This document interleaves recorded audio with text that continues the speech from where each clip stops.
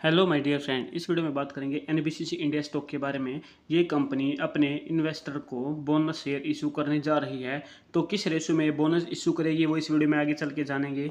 और अगर आप सिर्फ बोनस के लिए इन्वेस्ट ना करके कंपनी में इन्वेस्ट करना चाहते हैं तो इस कंपनी के फंडामेंटल और टेक्निकल दोनों भी हम इस वीडियो में आगे चल के जान लेते हैं। और इस स्टॉक में पिछले एक महीने से गिरावट जारी है, तो क्या आगे चल के ये अच्छे रिटर्न हमें दोबारा से दे सकता है, वो भी हम इस वीडियो में जानने की कोशिश करेंगे। फंडामेंटल डाटा की बात करेंगे दोस्तों, रिजर्व देखने से तो कंपनी अपने पास बहुत ही शानदार रिजर्व रखती जा रही है और ये रिजर्व आगे लगातार बढ़ते जा रहे हैं। मार्च 2024 में 2046 का रिजर्व कंपनी ने अपने पास रखा, यानी कि 2046 करोड़।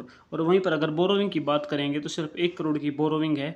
वो भी हम देख लेते हैं कि लॉन्ग टर्म है, शॉर्ट टर्म है। तो लॉन्ग टर्म बोरोविंग इस कंपनी के पास अगर आप देखोगे तो सारी की सारी आपको जीरो दिख रही है, यानी कि कंपनी के ऊपर कर्ज नहीं है, जो कि एक शानदार बात है। अब हम देखते हैं कि कंपनी की जो सेल है या फिर प्रॉफिट है वो कितनी ग्रोथ यहाँ पे हमें देखने को मिल रही है।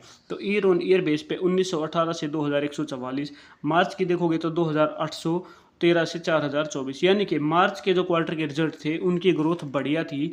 और यहाँ पर आप देखोगे तो जून की जो ग्रोथ है वो ग्रोथ की परसेंटेज जो है सेल की वो कम है, जिसकी वजह से अभी थोड़ी सी स्टॉक में करेक्शन जारी है। प्रॉफिट की बात करेंगे तो हम प्रॉफिट देखते हैं तो 77 करोड़ से 107 करोड़ चला गया है, यानी कि प्रॉफिट की ग्रोथ तो अच्छी है लेकिन सेल की ग्रोथ जो है वो थोड़ी ही कमज़ोर हमें दिख रही है, तो जिसकी वजह से स्टॉक में भी थोड़ी करेक्शन चली हुई है। अगर बात करेंगे इन्वेस्टर्स की तो हमें देखने को मिल रहा है कि जो इंस्टीट्यूशंस हैं वो 2022 के बाद से अपनी होल्डिंग को कम कर रहे हैं, डोमेस्टिक इंस्टीट्यूशंस।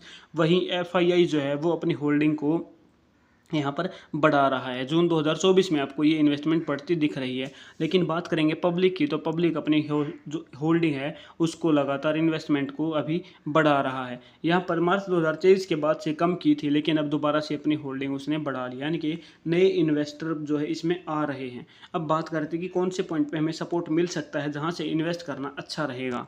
टेक्निकल जानने से पहले अगर हम बात करें बोनस की तो यहाँ पर 1:2 के रेशो में कंपनी बोनस देने जा रही है, यानी कि अगर आपके पास 2 शेयर हैं तो उनके साथ आपको एक बोनस फ्री शेयर मिल जाएगा। ये कंपनी इशू कर रही है, जिसकी एक्स डेट 7 अक्टूबर 2024 रहेगी, यानी कि 7 अक्टूबर से पहले पहले आपको स्टॉक को बाई करना पड़ेगा, क्योंकि 7 अक्टूबर को आप बाई करोगे तो जिसका बेनिफिट है जो सेलर है उसको चला जाएगा। ठीक है, यानी कि 1:2, यानी कि अगर आपके पास 2 शेयर हैं तो आपके हो जाएंगे 3 शेयर, 1 शेयर आपको वहाँ पे फ्री में मिलेगा। अब इस स्टॉक का टेक्निकल देख लेते हैं। स्टॉक के टेक्निकल एनालिसिस की बात करें तो मूविंग एवरेज 100 के ऊपर स्टॉक ट्रेंड लाइन में इंक्रीज हो रहा है, यानी कि बुलिश यहाँ पर शो हो रहा है, बुलिश ट्रेंड हमें यहाँ पे दिख रहा है। तो अगर आप इसको लाइन में कन्वर्ट कर दोगे तो प्राइस मूविंग एवरेज 100 को रिस्पेक्ट करते करते ऊपर की तरफ जा रहा है। तो अब हम बात करते हैं कि हमें कहाँ पर अच्छी एंट्री मिल सकती है। तो जब इसको वीकली टाइम फ्रेम में कन्वर्ट करते हैं तो हमें यहाँ पर देखने को मिलता है कि ये जो स्टॉक प्राइस करंट में चल रहा है ये पहले भी यहाँ पे वापस जा चुका है, यानी कि इस पॉइंट को एज ए रजिस्टेंस ये प्राइस यूज़ कर चुका है और यहाँ पर एक बार एज ए सपोर्ट भी इसको यूज़ कर चुका है। तो यहाँ पर दोबारा से ये स्टॉक इसको एज ए सपोर्ट यूज़ कर सकता है। तो इसको कैंडल्स में कन्वर्ट कर देंगे तो हमें यहाँ पे दिख रहा है कि जो पहले दिन वाली कैंडल थी उसमें बायर बहुत ज़्यादा एक्टिव हुए थे और मूविंग एवरेज 100 पे इसने रिट्रेस लिया था। तो अब बात करेंगे तो प्राइस की क्या क्लोजिंग जो है वो क्या मायने रखती है। तो अगर प्राइस की क्लोजिंग 180 से ऊपर मिल जाती है तो फिर अच्छा रिटर्न, बड़ा रिटर्न हमें यहाँ पर मिल सकता है, जिसकी परसेंटेज 8 से 10% की कह सकते हैं।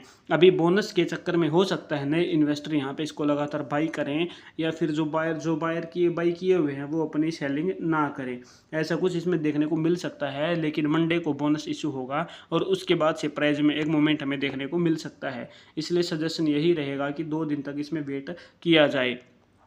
अब आप देखोगे तो पिवट इंडिकेटर अगर आप यूज़ करोगे तो आपको दिखने को मिलेगा कि प्राइस S1 पे सपोर्ट लाइन पे है और मूविंग एवरेज 100 भी S1 के ऊपर ही है, यानी कि सपोर्ट पॉइंट जो है वो हमारा 167 का है। उसके बाद पहला टारगेट 179, जैसा कि मैंने आपको बताया कि अभी जो मैंने 180 रुपीज़ बोला उसके ऊपर की क्लोजिंग वही यहाँ पे हमें दिख रही है, यानी कि उसके बाद दूसरा टारगेट हमें 191 और 203, ये टारगेट हमें आसानी से मिल सकते हैं अगर क्लोजिंग 180 के ऊपर मिल जाती है। तो मुझे उम्मीद है ये चीज़ आपको समझ में आई है। ये 2 इंडिकेटर आप भी अपने चार्ट पे, अपने ब्रोकरेज जो आप यूज़ कर रहे हैं एप्लीकेशन उसके चार्ट पे यूज़ करके रखें।